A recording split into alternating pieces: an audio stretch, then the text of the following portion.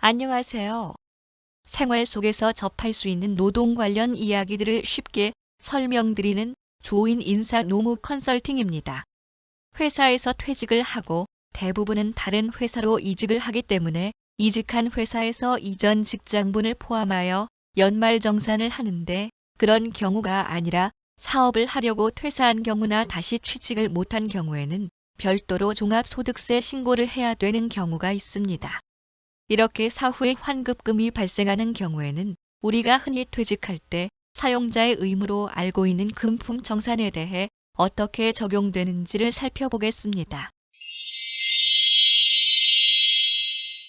상황을 보겠습니다. 퇴직 당시에 미확정되었던 연말정산 환급금이 5월 종합소득세 신고를 통해 확정되자 퇴직한 근로자 A씨가 이 환급금에 대한 지급을 요구하면 회사는 어떻게 처리해야 할까요? 그리고 만약에 A씨와의 근로계약에서 회사가 A씨의 세금 등 공과금을 모두 부담하고 매월 200만 원을 세금 없이 지급하는 계약을 맺었다면, 그렇더라도 회사가 환급금을 A씨에게 지급해야 할까요? 근로기준법 제36조의 금품정산 규정을 보면 사용자는 근로자가 사망 또는 퇴직한 경우에는 그 지급 사유가 발생한 때부터 14일 이내에 임금, 보상금, 그 밖의 일체의 금품을 지급하여야 한다고 규정하고 있습니다. 조문에서 사망 또는 퇴직한 경우는 근로관계가 종료된 경우를 의미하고, 그 지급 사유가 발생한 때라는 것은 각 금품을 지급해야 할 사유가 발생한 때를 말하는데, 대부분의 경우에는 근로관계 종료 시점과 지급 사유 발생 시점이 일치하지만 이 사례에서 보신 것처럼 항상 그렇게 일치하는 건 아닙니다. 이 사례의 경우에는 근로관계가 종료할 때는 소득세 환급금 지급 사유가 발생하지 않았고, 사용자가 세무당국으로부터 소득세 환급금을 받은 때가 그 지급 사유 발생 시라고 보아야 합니다.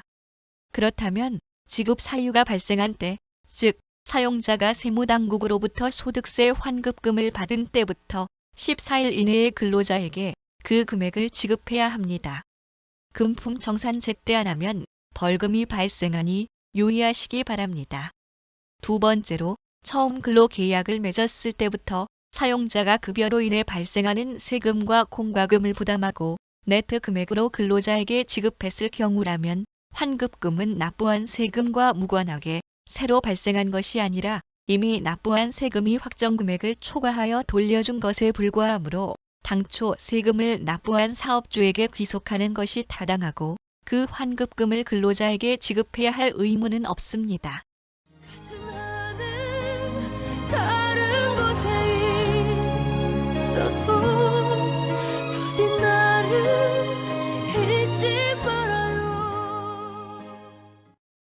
특수한 경우이기는 합니다만 알면 받고 모르면 못 받는 경우인 것 같아 소개를 드렸습니다.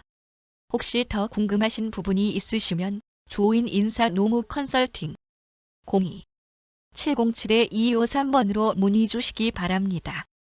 약은 약사에게, 인사 노무 상담은 조인에게. 들어주셔서 고맙습니다.